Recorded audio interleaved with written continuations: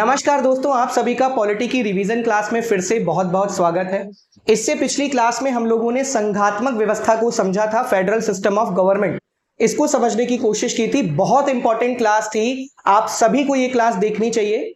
और आज हम बात करेंगे पॉलिटी के एक बहुत ही इंपॉर्टेंट कॉन्सेप्ट के बारे में, जो कि हम समझेंगे अध्यक्षीय और संसदीय शासन प्रणाली में अंतर। अध्यक्षीय और संसदीय शासन प्रणाली में क्या अंतर होता है? अध्यक्षीय शासन प्रणाली यानी कि प्रेसिडेंशियल सिस्टम ऑफ गवर्नमेंट क्या होती है, और संसदीय शासन प्रणाली यानी कि पार्लियामेंट्री सिस्टम ऑफ गवर्नमेंट क्या होती है, इसको समझने का प्रयास हम इस क्लास में करेंगे। आपकी क्लास थोड़ी सी डिले हो गई है, और ये डिले का कारण ये था कि ये जो मैंने माइक लगाया हुआ है, इस माइक को जो है वो ये सीट के नीचे, ये बेंच के नीचे आ गया, और बेंच के नीचे आ गया तो इसकी तार कट गई, और तार कट गई तो मुझे नया माइक ऑर्डर करना पड़ा। तो प्रोसेस में थोड़ा सा टाइम लग गया, इसके लिए मैं आप सभी से माफी चाहता हूं। आपको क्लास रेगुलर मिलेगी, वो थोड़ा सा इस माइक की वजह से थोड़ा सा डिस्टरबेंस होगी, ठीक है। तो चलिए आज हम समझते हैं कि अध्यक्षीय और संसदीय शासन प्रणाली में क्या अंतर है। ये बहुत इंपॉर्टेंट चैप्टर है। ये प्रीलिम्स के लिए, जो आप स्टेट पीसीएस के एग्जाम देते हैं या आप यूपीएससी के एग्जाम देते हैं, उनके प्रीलिम्स के लिए तो इंपॉर्टेंट है ही, साथ ही साथ ये मेंस एग्जाम्स के लिए, स्टेट पीसीएस और यूपीएससी के मेंस एग्जाम्स के लिए भी इक्वली इंपॉर्टेंट है। और सबसे बड़ी बात है कि अगर आप पॉलिटी पढ़ रहे हैं, समझ रहे हैं, तो आपको कॉन्सेप्ट का पता होना बहुत जरूरी है। तो उस लिहाज से भी ये क्लास आपके लिए बहुत ज्यादा महत्वपूर्ण होने वाली है। तो देखिए, अध्यक्षीय और संसदीय शासन प्रणाली को समझने के लिए सबसे पहले हम ये देखते हैं कि जो शासन की शक्ति है ये किसके पास है, यानी कि शासन की शक्ति, या हम कहें कि शासन का प्रमुख कौन है, या फिर हम ये कहें कि सरकार एक्चुअल में चलाता कौन है, सरकार किसके द्वारा चलती है, सरकार की शक्तियां होती किसके पास है। जब हम इस आधार पे देखेंगे तो यदि सरकार की शक्तियां जो हैं वो राष्ट्रपति के पास है, यानी कि आप ये कहें कि जो राष्ट्रपति है वो आपका वास्तविक प्रमुख है। वास्तविक प्रमुख यानी कि मैं कहूं कि राष्ट्रपति ही सरकार का संचालन करता है, संचालन करता है, और सारी शक्तियां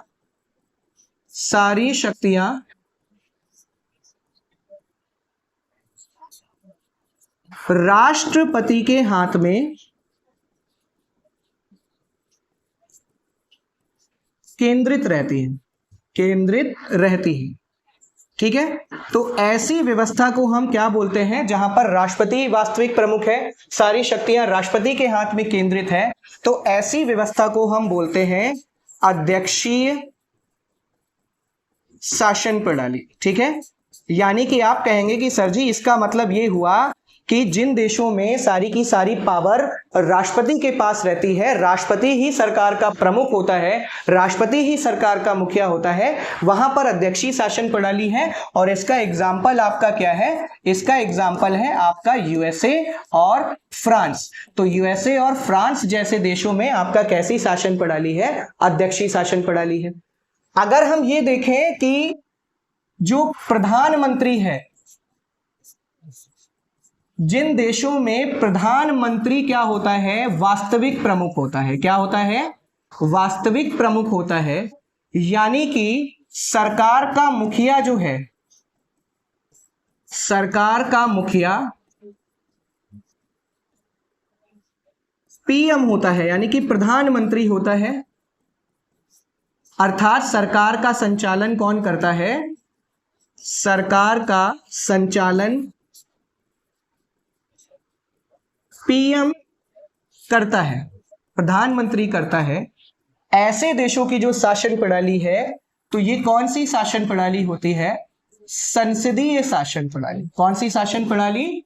संसदीय शासन प्रणाली। संसदीय शासन प्रणाली कहां है? जैसे फॉर एग्जांपल ब्रिटेन इस शासन प्रणाली का जनक है, और आपका कौन सा? भारत, ठीक है। कनाडा भी इसका एग्जाम्पल है। तो आपकी जो संसदीय शासन प्रणाली है, इसमें प्रधानमंत्री और उसकी मंत्रिपरिषद सरकार का प्रमुख होती है, वास्तविक शक्ति प्रधानमंत्री के पास होती है।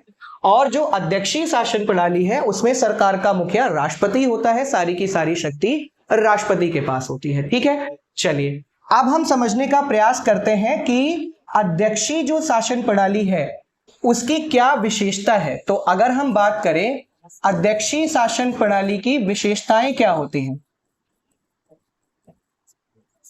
शासन प्रणाली की विशेषताएं क्या होती हैं, ठीक है, प्रॉपर्टीज क्या होती हैं, क्या क्या विशेषताएं होंगी जिनके माध्यम से हमको ये पता चलेगा कि यहां पर अध्यक्षीय शासन प्रणाली है। ठीक है, तो पहली तो विशेषता आप ही मुझे बताएंगे कि सर जी पहली बात तो यही है कि अध्यक्षीय शासन प्रणाली में जो राष्ट्रपति है, ये आपने अभी बताया है, राष्ट्रपति क्या होता है, वास्तविक प्रमुख होता है, यानी कि सारी की सारी जो पावर होती है वो किसके पास होती है, वो राष्ट्रपति के पास होती। तो पहली तो आप यही विशेषता बता देंगे। ठीक है, अच्छा मैंने आपको एक और इंफॉर्मेशन दे दूं, मैंने अभी नया नया चैनल क्रिएट किया है, तो मैंने GS बाई आशीष के नाम से टेलीग्राम चैनल भी आपका बना दिया है। आप सभी जिनको PDF चाहिए, जो भी बच्चे ये क्लास देख रहे होंगे उनको अगर PDF चाहिए हो तो वो सारे के सारे जो बच्चे हैं वो टेलीग्राम चैनल से जुड़ जाएंगे। वहां पर ये जो मैं क्लासेस पढ़ाता हूं इसकी PDF आपको मिल जाएगी, जो मैं मॉक टेस्ट सॉल्व करवाता हूं आपका उसकी आपको PDF वहां पर मिल जाएगी, प्लस मेरे द्वारा बनाए गए कुछ मॉक टेस्ट आपको मिल जाएंगे। तो ये सारी चीजें आपको अवेलेबल हो जाएंगी। तो जो भी बच्चा क्लास देख रहा होगा वो जा करके, मैं लिंक डिस्क्रिप्शन में डाल दूंगा, आप सभी जा करके उस टेलीग्राम से जुड़ जाइएगा। ठीक है, अच्छा चलिए, तो राष्ट्रपति जो है यहां पर क्या होता है, वास्तविक प्रमुख होता है, पहली विशेषता ये। अब ये जो राष्ट्रपति वास्तविक प्रमुख होता है, तो ये जो राष्ट्रपति है, राष्ट्रपति का जो चुनाव है वो या तो जनता सीधे करती है या फिर जनता द्वारा चुना गया लोगों का समूह, जिसे आप क्या बोलते हैं, जिसे आप बोलते हैं निर्वाचक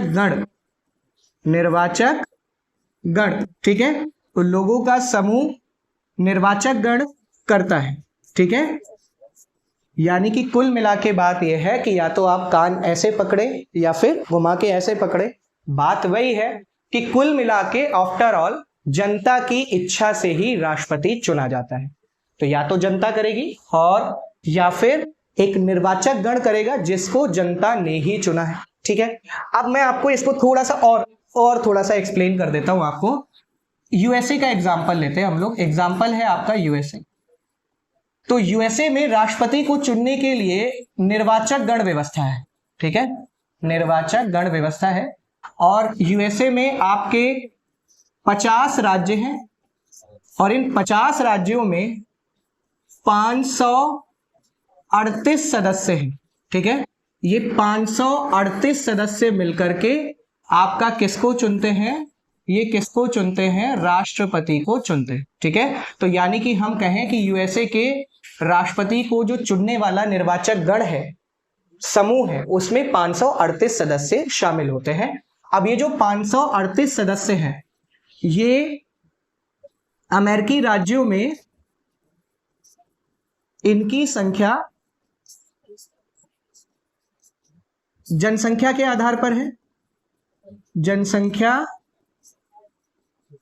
के आधार पर निर्धारित होती है। यानी कि जिस राज्य में जनसंख्या जितनी ज्यादा उस राज्य में जो इलेक्टोरल कॉलेज के जो सदस्य हैं उतने ही होंगे। फॉर एग्जांपल जैसे मैं बात करूं तो जनसंख्या के आधार पर वहां का जो कैलिफोर्निया राज्य है, तो कैलिफोर्निया राज्य में आपके कितने सदस्य हैं, 54 सदस्य आते हैं। ऐसे ही अमेरिका में आपके 54 सदस्य हैं, ऐसे ही अमेरिका में आपके कुल 538 सदस्य हैं और ये जो 538 सदस्य हैं ऐसे ही अमेरिका के 50 राज्यों में जनसंख्या के आधार पर आपका जो है वो उनकी सीटें हैं और कुल आपके 538 सदस्य इन जनसंख्या के आधार पर इनको सीटें आवंटित हैं। तो टोटल 50 राज्यों से कितने सदस्य आते हैं? 538 सदस्य आते हैं। जैसे सर्वाधिक कहां से है? सर्वाधिक सदस्य आपके आते हैं कैलिफोर्निया राज्य से। ठीक है, अब ये जो 538 सदस्य हैं, ये 538 सदस्य का चुनाव आपका कौन करता है? जनता करती है। और फिर ये 538 सदस्यों का बहुमत क्या है? बहुमत। ठीक है, बहुमत जिसको प्राप्त हो जाता है, और ये बहुमत कितना होता है? तो देखिए यहां पर जगह नहीं है, मैं आपको बता देता हूं बहुमत कितना होता है, 270। तो 538 सदस्यों में से 270 सदस्य जिस व्यक्ति को राष्ट्रपति के रूप में चुनते हैं वही व्यक्ति अमेरिका का क्या बन जाता है? राष्ट्रपति बन जाता है। तो ये अमेरिका में राष्ट्रपति के इलेक्शन की व्यवस्था है। यानी कि मैंने आपको बताया यूएसए में जो राष्ट्रपति का चुनाव है वो डायरेक्ट जनता के माध्यम से नहीं होता है, लेकिन ये जो निर्वाचक गण है इसका कार्य केवल और केवल राष्ट्रपति को ही चुनना है। ठीक है, तो ये जो निर्वाचक गण है यानी कि लोगों का समूह है, ये कितने हैं? 538 सदस्य हैं। अमेरिका के 50 राज्यों से 538 सदस्य आपके जो है वो चुने जाते हैं। किसके द्वारा? जनता के द्वारा। संख्या जो है वो जनसंख्या के आधार पर निर्धारित होती है। कैलिफोर्निया का एग्जांपल दिया, जैसे सबसे ज्यादा जो निर्वाचक गण के मेंबर हैं वो कैलिफोर्निया राज्य से आते हैं। अब ये 538 सदस्यों का बहुमत जिस व्यक्ति को राष्ट्रपति के रूप में चुनेगा वही व्यक्ति क्या बन जाएगा? राष्ट्रपति। और बहुमत कितना है? 270। यानी कि 270 का आंकड़ा जिस व्यक्ति ने इस इलेक्टोरल कॉलेज के सदस्यों के 270 वोट हासिल कर लिए वो व्यक्ति वहां बन जाएगा राष्ट्रपति। ठीक है, तो ये व्यवस्था है। तो कुल मिला के बात यह है कि जनता जो है वो आपका या तो सीधे चुने या जनता द्वारा इसी कार्य के लिए यानी कि केवल राष्ट्रपति को चुनने के लिए ही एक निर्वाचक गण का गठन किया जाए और निर्वाचक गण राष्ट्रपति को चुने, है ना। चूंकि निर्वाचक गण ही जनता उसी व्यक्ति को निर्वाचक गण में भेजती है जो व्यक्ति जनता की इच्छा वाले व्यक्ति को ही राष्ट्रपति चुनता है। मतलब जनता, वो व्यक्ति बोलते हैं कि मैं इस व्यक्ति को सपोर्ट करता हूं या मैं इस व्यक्ति को सपोर्ट करता हूं। तो कुल मिला के जनता की इच्छा से ही राष्ट्रपति का चुनाव। ठीक है, तो आप ये दो बातें समझ गए। अच्छा, तीसरी और महत्वपूर्ण बात यह है कि जो अमेरिका का राष्ट्रपति है ये राज्य का प्रमुख होने के साथ साथ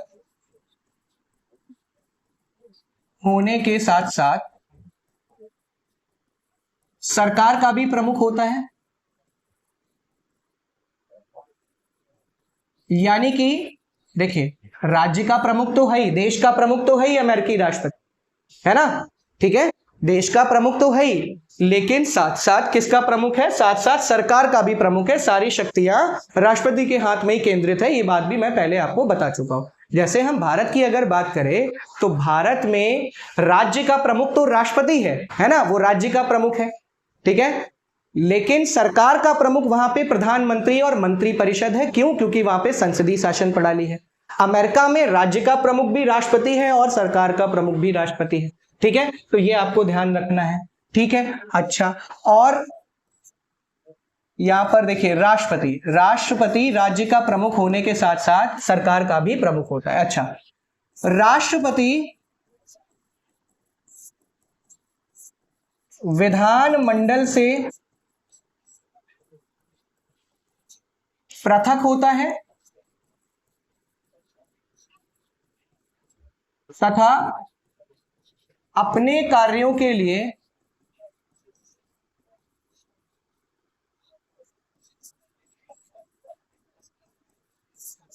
विधानमंडल के प्रति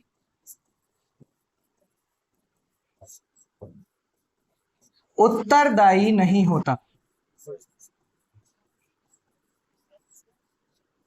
विधानमंडल के प्रति उत्तरदायी नहीं होता। अच्छा, विधानमंडल क्या होता है? विधानमंडल यानी कि वो संस्था जो कानून बनाती है। जैसे अब ये भी मैं आपको एग्जांपल के तौर पे समझाऊंगा, यूएसए के एग्जांपल के तौर पे। तो जैसे यूएसए है तो यूएसए में आपका राष्ट्रपति है, ठीक है, राष्ट्रपति है। अब ये जो राष्ट्रपति है, यूएसए के आपके दो सदन हैं, एक एचआर है जिसको हम प्रतिनिधि सभा बोलते हैं, प्रतिनिधि सभा बोलते हैं, और एक आपका सीनेट है। ठीक है, तो यहां पर ये दो सदन है। ठीक है, तो ये अमेरिका की संसद है जिसे हम कांग्रेस बोलते हैं। अमेरिका की संसद को क्या कहा जाता है? अमेरिकी संसद को कांग्रेस कहा जाता है। क्या कहा जाता है? कांग्रेस कहा जाता है। ठीक है, ध्यान रखना है। अब ये जो राष्ट्रपति है, आपने खुद ही बताया सर जी इसका चुनाव तो कौन करता है? जनता या फिर निर्वाचक गण? निर्वाचक गण। और इस निर्वाचक गण का जो गठन है, वो चुनाव है, वो जनता के द्वारा ही किया जाता है राष्ट्रपति को चुनने के लिए। तो राष्ट्रपति तो जनता के द्वारा चुन लिया जाता है। ठीक है, ये यहाँ का निम्न सदन है, ये यहाँ का उच्च सदन है। प्रतिनिधि सभा और सीनेट, यही आपका क्या है? यही आपका क्या है? यही विधानमंडल है। यानी कि विधानमंडल का काम क्या होता है? कानून बनाना। तो अमेरिका के लिए जितने भी कानून बनाते हैं वो प्रतिनिधि सभा और सीनेट मिलकर के बनाते हैं। ठीक है, तो कानून बनाने वाली संस्था यानी कि विधानमंडल अलग है, और सरकार चलाने वाला व्यक्ति राष्ट्रपति वो बिल्कुल इससे पृथक होता है, और अपने किसी भी कार्य के लिए वो इस विधानमंडल में उत्तरदायी नहीं है, यानी कि उसकी कोई भी जवाबदेही नहीं। और जवाबदेही इसलिए भी नहीं है क्योंकि इसको जनता ने सीधे तौर पे चुना है। आ रही है बात समझ में? तो राष्ट्रपति आपका अपने कार्यों के लिए जो है वो विधानमंडल के प्रति जवाबदेह नहीं है। विधानमंडल का कार्य केवल और केवल क्या है? कानून बनाना है, बस। राष्ट्रपति इससे बिल्कुल पृथक होता है।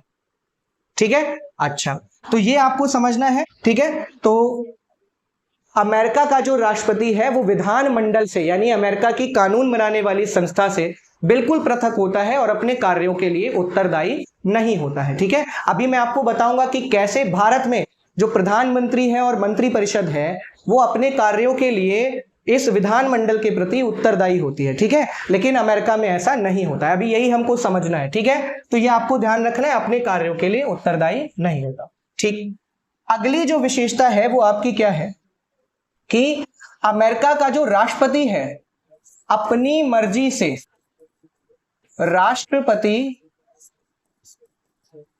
अपनी मर्जी से, अपनी इच्छा से किसी भी व्यक्ति को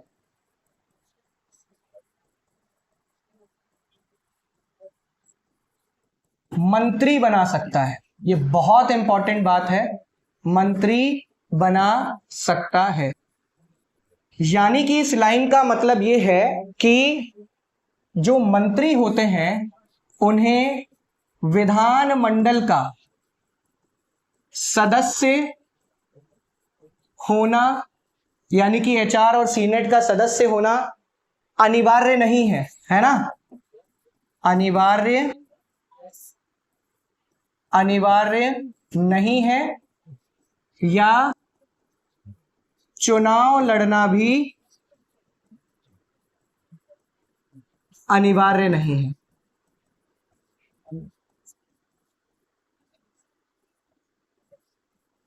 बात आप समझ पाए? यानी कि अमेरिका में जो राष्ट्रपति है, आप इमेजिन करिए कि वो अपनी मर्जी से किसी भी व्यक्ति को मंत्री बना सकता है, और उसके लिए ना तो उस व्यक्ति को किसी चुनाव लड़ने की आवश्यकता है, ना तो अमेरिका का जो विधानमंडल है यानी कि एचआर और सीनेट का सदस्य हुए बिना अमेरिका का राष्ट्रपति जो है किसी भी व्यक्ति को मंत्री बना सकता है। यानी कि आप ऐसे समझिए कि फॉर एग्जांपल वो अपनी मर्जी से, जैसे पूर्व सेना अध्यक्ष कोई रहा है तो उसको वो रक्षा मंत्री बना देगा। कोई विदेशी पत्रकार रहा है जिसको विदेशी मामलों की अच्छी जानकारी है, उसको विदेश मंत्री बना देगा। यानी कि किसी भी व्यक्ति को वहां पर अगर अमेरिका की राष्ट्रपति की इच्छा है तो किसी भी टॉम डिक एंड हैरी को पकड़ के वो मिनिस्टर बना सकता है। किसी भी मंडल का सदस्य होना जरूरी नहीं है, और चुनाव लड़ना भी अनिवार्य नहीं है। लेकिन अब कॉमन सी बात है, देखिए कॉमन सी बात है, अमेरिका का राष्ट्रपति योग्यता के आधार पर ही मंत्रियों का चयन करता है। ठीक है, अब जैसे भारत जैसे देश में क्या है कि अगर आपको चुनाव जीतना है, आपको चुनाव लड़ना है, आपको या तो लोकसभा का मेंबर बनना है या राज्यसभा का मेंबर बनना है, आप तभी मंत्री बन सकते हैं, अदरवाइज आप मंत्री नहीं बन सकते। और कई लोग जिनकी जनता पर उतनी अच्छी पकड़ नहीं है लेकिन वो योग्य हैं लेकिन जनता पर पकड़ नहीं है, जनता उन्हें नहीं चुनती है, तो वो व्यक्ति जो है वो योग्य होने के बावजूद भी कोई सहयोग नहीं कर पाता है, उस व्यक्ति को मंत्री नहीं बनाया जा सकता। लेकिन अमेरिका में ऐसा नहीं है। अमेरिका में राष्ट्रपति अपनी मर्जी से किसी भी व्यक्ति को मंत्री बना सकता है। ये बात आपको ध्यान रखनी है। ना तो उसे विधानमंडल का मेंबर होना आवश्यक है, ना चुनाव लड़ने की आवश्यकता है। ठीक है, तो जहां पर भी आपको ये सारी विशेषताएं मिले, क्या क्या विशेषताएं हैं मैंने आपको बताया। पहली विशेषता तो क्या है, राष्ट्रपति वास्तविक प्रमुख होता है, सारी की सारी पावर राष्ट्रपति के पास होती है।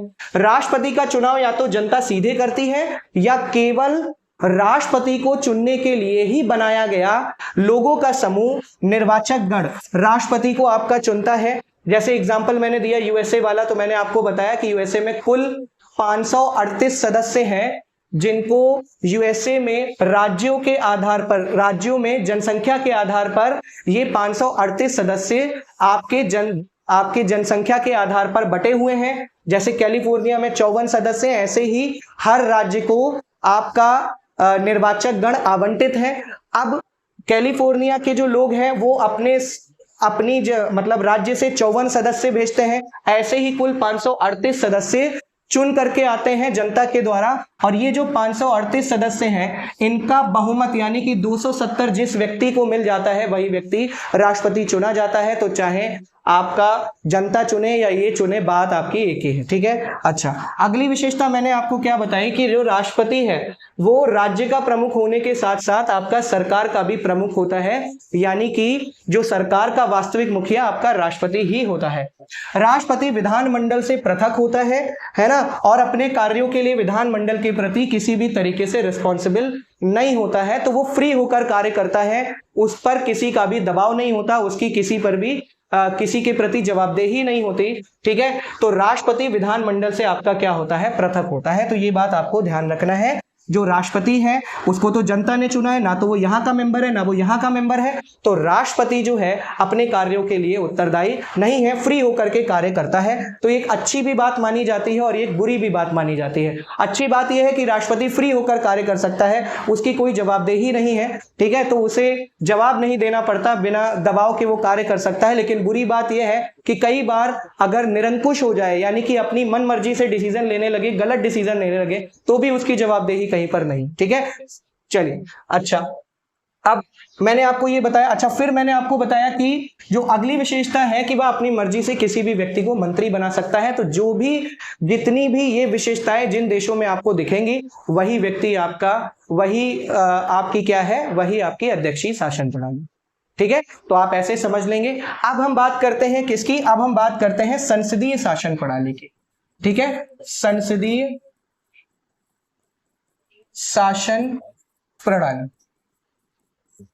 ठीक है, ये जो संसदीय शासन प्रणाली है ये आपकी कहां चलती है, ये आपकी ब्रिटेन में चलती है, और ये आपकी कहां चलती है, भारत में चलती है। और ब्रिटेन इस व्यवस्था का आपका क्या माना जाता है, जनक माना जाता है, और भारत ने भी ब्रिटेन वाली संसदीय व्यवस्था को ही अपनाया हुआ है। ठीक है, तो ये जो संसदीय शासन प्रणाली है भारत और ब्रिटेन में चलती है। सर जी ये बात आपको समझ में आ गई। ठीक है, अच्छा अब ये जो संसदीय शासन प्रणाली, इसकी विशेषता क्या होती है, तो इसमें दो प्रमुख होते हैं। ठीक है, कितने प्रमुख होते हैं, दो प्रमुख।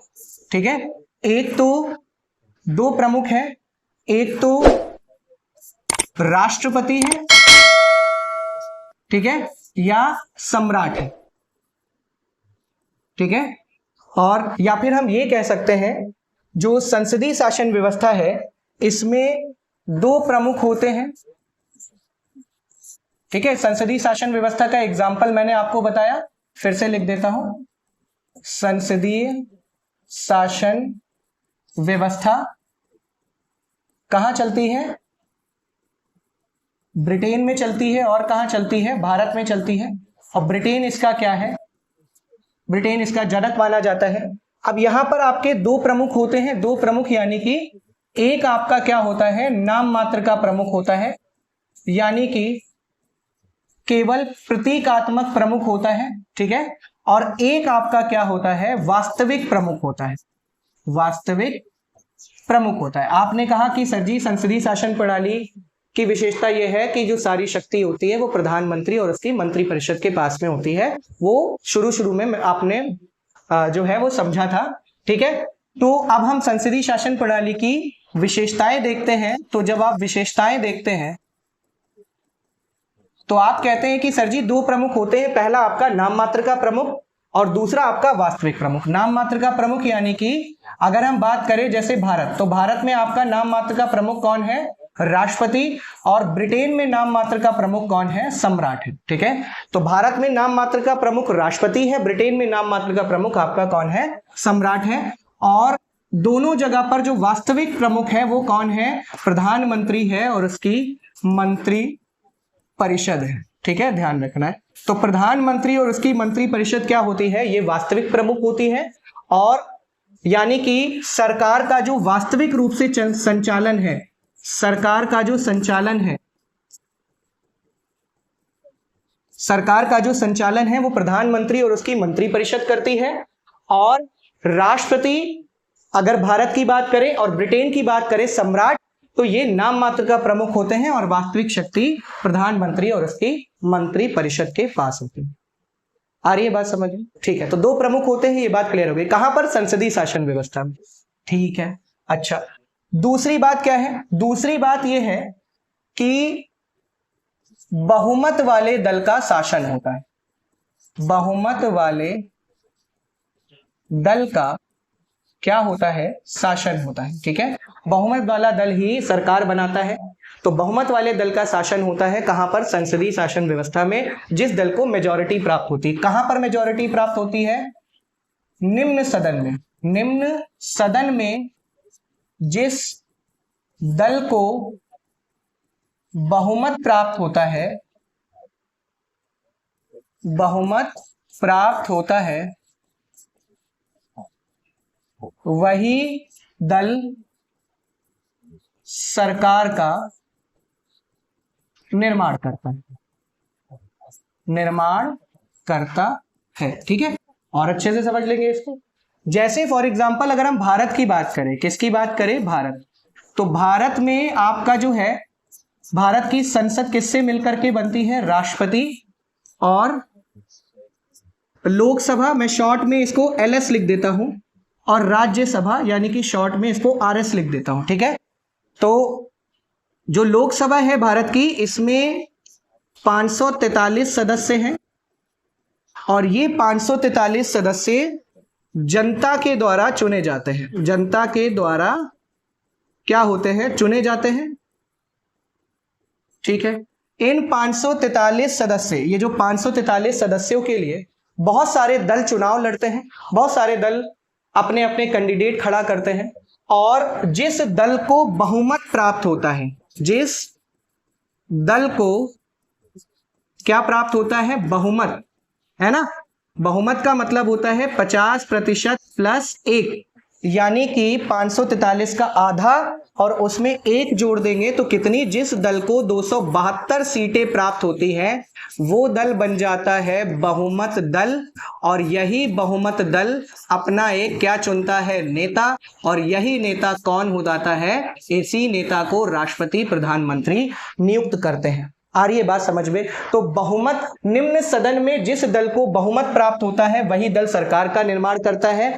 लोकसभा यहां पर निम्न सदन है भारत में, लोकसभा में 543 सदस्य हैं और इस 543 सदस्यों के लिए राजनीतिक दल अपना अपना उम्मीदवार खड़ा करते हैं। और ये जो 543 सदस्य हैं इनको जनता चुनती है, और जिस दल को बहुमत मिल जाता है, यानी कि 50% प्लस 1 आपका जो है वो मिल जाता है बहुमत, यानी कि इतने वोट मिल जाते हैं, इतनी सीटें मिल जाती हैं, हम ये कहें 543 सीटें मिल जाती हैं। 543 में से जिस दल को 272 न्यूनतम सीटें प्राप्त हो जाती हैं वो दल बहुमत दल हो जाता है, और बहुमत दल अपना एक नेता चुनता है। उसी नेता को राष्ट्रपति क्या घोषित करते हैं? राष्ट्रपति क्या नियुक्त करते हैं? प्रधानमंत्री नियुक्त करते हैं। तो जो प्रधानमंत्री है वही वास्तविक प्रमुख है, और प्रधानमंत्री निम्न सदन में बहुमत दल का नेता होता है। ठीक है, ऐसे ही दूसरा आप देख लीजिए। ऐसे ही अगर हम बात करें ब्रिटेन की, तो ब्रिटेन में भी आपका जो है सम्राट वहां पर नाम मात्र का प्रमुख है,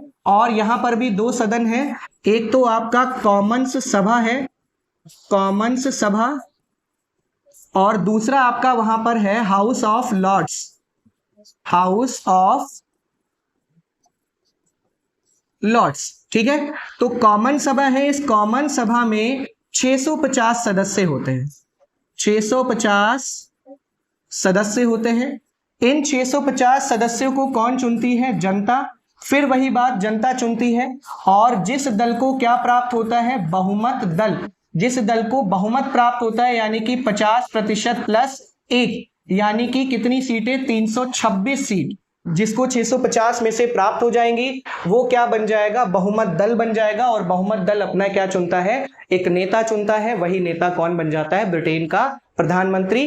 जो ब्रिटेन के सम्राट हैं उसी व्यक्ति को ब्रिटेन का प्रधानमंत्री नियुक्त करता है।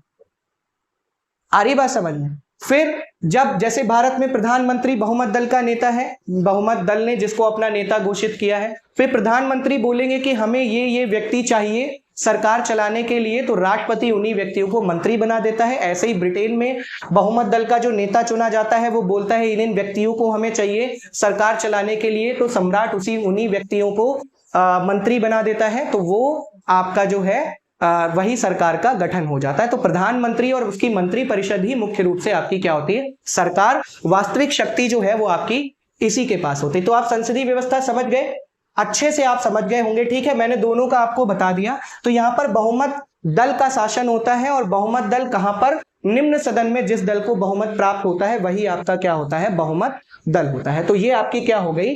दूसरी विशेषता हो गई। ठीक है, अच्छा, तीसरी अगर हम बात करें, तीसरी प्रॉपर्टी की बात करें, तो तीसरी प्रॉपर्टी ये होती है कि दोहरी सदस्यता होती है। ठीक है, दोहरी सदस्यता होती है। ठीक है, दोहरी सदस्यता का मतलब है, देखिए मैंने आपसे क्या कहा कि जैसे आपने पीछे देखा, जैसे आपने यहां पर आप देखिए, भारत में आपका कौन है? भारत में आपका राष्ट्रपति है, और यहां पर आपकी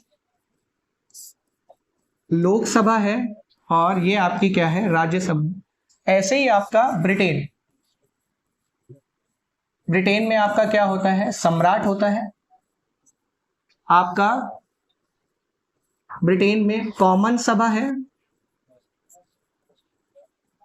और हाउस ऑफ लॉर्ड्स है।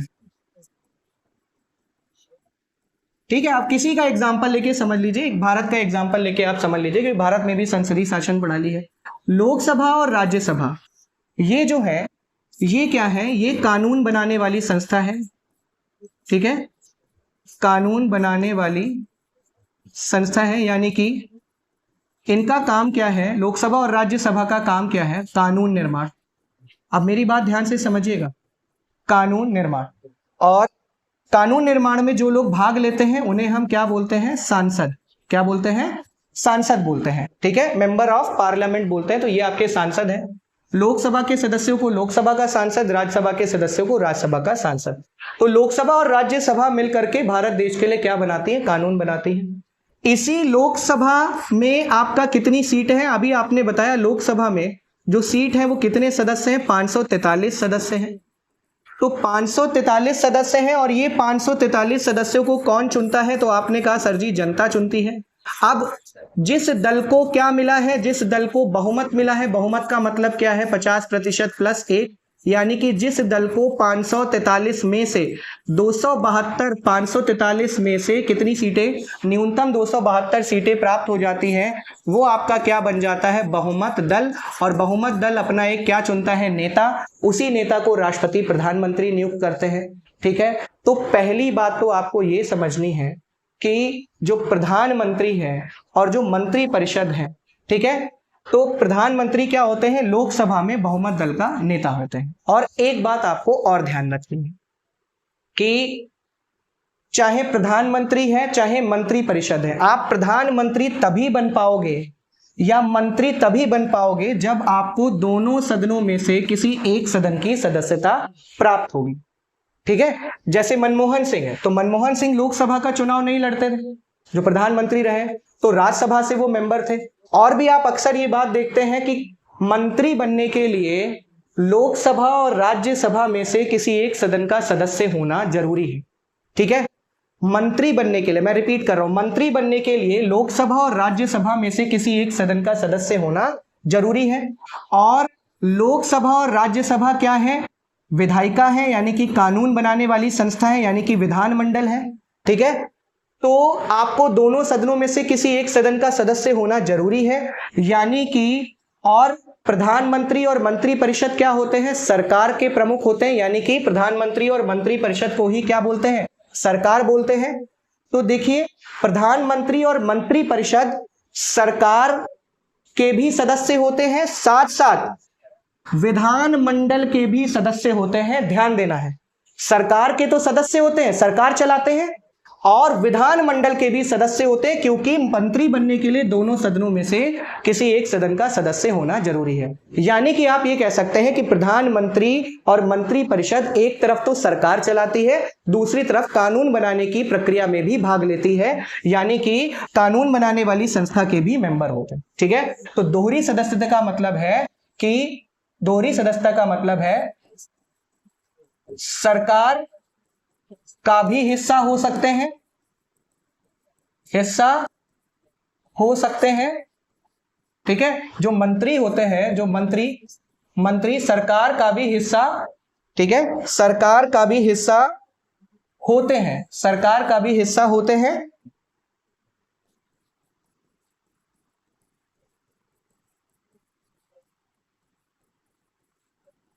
साथ ही साथ विधायिका का भी हिस्सा होते हैं, या विधानमंडल का भी, कानून बनाने वाली संस्था विधायिका का भी हिस्सा होते हैं। अगर आप सभी का दिमाग खुला है, आप सभी ठीक से पढ़ रहे हैं, तो आप क्या देखेंगे? तो आप ये देखेंगे कि सर जी, अमेरिका में आपने कहा था कि जो सरकार का प्रमुख है राष्ट्रपति, वो विधानमंडल से पृथक होता है, उसको विधानमंडल का सदस्य होना जरूरी नहीं है। भैया, उसको तो जनता चुन रही है सीधे।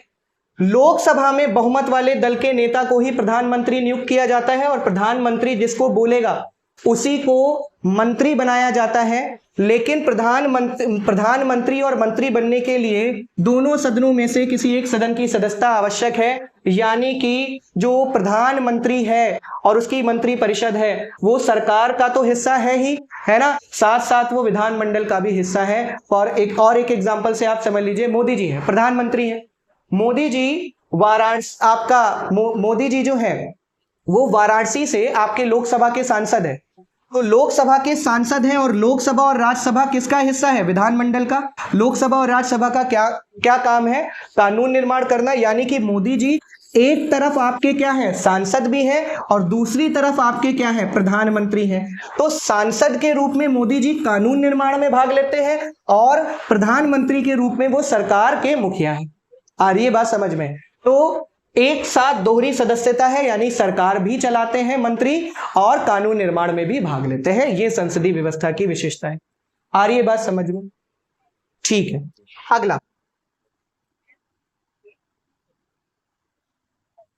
अगला है, सरकार अपने कार्यों के प्रति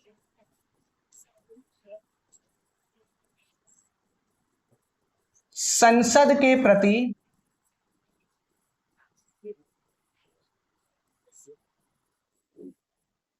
उत्तरदायी होती है। ठीक है, तो ये बात आपको ध्यान रखना है। अमेरिका में आपने क्या देखा था कि भैया राष्ट्रपति किसी के प्रति उत्तरदायी नहीं, फ्री तरीके से काम करता है। वो तो ना तो किसी सदन का सदस्य है, जनता उसको चुनती है, 4 साल का उसका टाइम पीरियड है, तो आपका जो है वो बिल्कुल फ्री होकर कार्य करता है, किसी के प्रति रिस्पॉन्सिबल नहीं है। संसदीय व्यवस्था की सबसे बेहतरीन बात यही है कि अपने कार्यों के प्रति वो संसद के प्रति क्या होती है? उत्तरदायी होती है। और जैसे भारत की संसद है, तो कौन कौन है भारत की संसद में? राष्ट्रपति, लोकसभा और राज्यसभा। ठीक है, तो ये आपकी संसद है। ठीक है, ये आपकी संसद है। ब्रिटेन की संसद में कौन कौन शामिल है? सम्राट, आपका कॉमन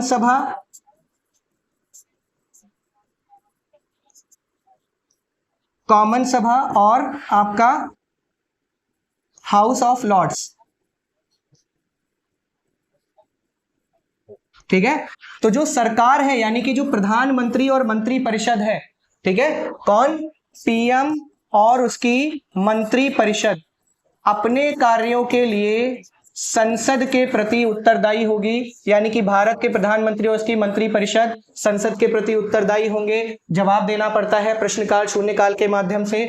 और यहां भी आपका जो है वो प्रधानमंत्री और मंत्री परिषद संसद के प्रति उत्तरदायी होते हैं। और संसद में भी राष्ट्र आपका जो है प्रधानमंत्री और मंत्री परिषद लोकसभा के प्रति उत्तरदायी होते हैं, ठीक है। और ब्रिटेन के अंदर ये कॉमन सभा के प्रति उत्तरदायी होते हैं, यानी कि पहली बात तो अपने कार्यों के लिए आपको जवाब देना पड़ता है कहां पर, भारत के अंदर लोकसभा में, और ब्रिटेन के अंदर कहां पर, कॉमन्स सभा में, ठीक है। और उत्तरदायी होते हैं। और उत्तरदायी से एक बात ये भी निकल के आती है कि सरकार बनाने के लिए यहां पर आपको न्यूनतम लोकसभा में कितनी सीटें चाहिए, 272 मैंने पीछे बताया। और यहां भी सरकार बनाने के लिए न्यूनतम कॉमन सभा में कितनी सीटें चाहिए, 326 सीटें, ये मैंने अभी आपको बताया है। तो किसी भी परिस्थिति में अगर आंकड़ा 272 सदस्यों का समर्थन सरकार को प्राप्त नहीं रहता है, 326 सदस्यों का समर्थन ब्रिटेन में सरकार को प्राप्त नहीं रहता है, कहां पर, कॉमन सभा में, यहां पर कहां पर, लोकसभा में 272 सदस्यों का समर्थन सरकार को प्राप्त नहीं रहता है, सरकार गिर जाएगी। तो अपने कार्यों के लिए आपका जो है वो संसद के प्रति उत्तरदायी होते हैं, संसदीय शासन प्रणाली। क्लियर हो रही है आप सभी को बात, ठीक है। तो ये सारी संसदीय शासन व्यवस्था है। तो संसदीय शासन व्यवस्था में क्या देखा, दो प्रमुख है, एक नाम मात्र का, एक वास्तविक। नाम मात्र है राष्ट्रपति या सम्राट, वास्तविक प्रमुख प्रधानमंत्री और मंत्री परिषद। बहुमत वाले दल का शासन होता है, जो निम्न सदन होता है उसमें जो दल बहुमत प्राप्त करता है वही सरकार बनाता है, उसी का आपका शासन होता है। और तीसरा आपने क्या देखा कि दोहरी सदस्यता होती है, मंत्री सरकार का भी हिस्सा होते हैं, साथ साथ विधानमंडल का भी हिस्सा होता है, और अपने कार्यों के लिए विधानमंडल के प्रति क्या होते हैं, उत्तरदायी होते हैं। तो मंत्री, एक तरफ वो मंत्री भी होते हैं, दूसरी तरफ वो सांसद भी होते हैं। मंत्री के रूप में वो सरकार चलाते हैं और सांसद के रूप में वो कानून निर्माण में भाग लेते हैं, ठीक है। फिर आपने देखा क्या देखा, आपने देखा सरकार अपने कार्यों के लिए संसद के प्रति उत्तरदायी होती है। जो प्रधानमंत्री और मंत्री परिषद है इसकी जवाबदेही होती है भारत में संसद के प्रति, और ब्रिटेन का जो प्रधानमंत्री होगा उसकी आपका किसके प्रति, संसद के प्रति, ब्रिटेन की संसद के प्रति जवाबदेही होती है, ठीक है। अच्छा, तो ये थी आपकी संसदीय और अध्यक्षीय शासन प्रणाली में अंतर। मैंने बहुत अच्छे तरीके से समझाने की कोशिश की है। मुख्य अंतर मैंने आप सभी को बढ़िया तरीके से समझाए हैं। अगर आपको नहीं समझ में आता है फिर बैक कीजिएगा, फिर समझने की कोशिश कीजिएगा, फिर बैक कीजिएगा, फिर समझने की कोशिश कीजिएगा। एक दो बार आप क्लास को देखेंगे तो डेफिनेटली आपको बहुत अच्छे से समझ में आ जाएगा, ठीक है। तो आपने एक बहुत अच्छा इंपॉर्टेंट चैप्टर कवर किया है आज, और अगर आपने ये चैप्टर समझा है, अगर इसका 60 से 70% हिस्सा भी आपकी समझ में आया है, तो इसका मतलब कि आप अच्छा चल रहे हैं, अच्छा जा रहे हैं, ठीक है। मिलते हैं देखिए आप सभी से अगली क्लास में। चैनल को प्लीज शेयर कीजिएगा, आपका प्यार मिल रहा है, अच्छा मिल रहा है चैनल को, लेकिन शेयर करते रहिए, मेहनत कर रहे हैं तो लोगों तक पहुंचना भी चाहिए। तो प्लीज चैनल को आप शेयर कीजिएगा, इसको आप लाइक कीजिएगा, सब्सक्राइब कीजिएगा, आगे भी बढ़ाइएगा, अपने फ्रेंड्स को भी भेजिएगा, ठीक है। मिलते हैं आप सभी से अगली क्लास में, तब तक के लिए आप सभी का बहुत बहुत धन्यवाद।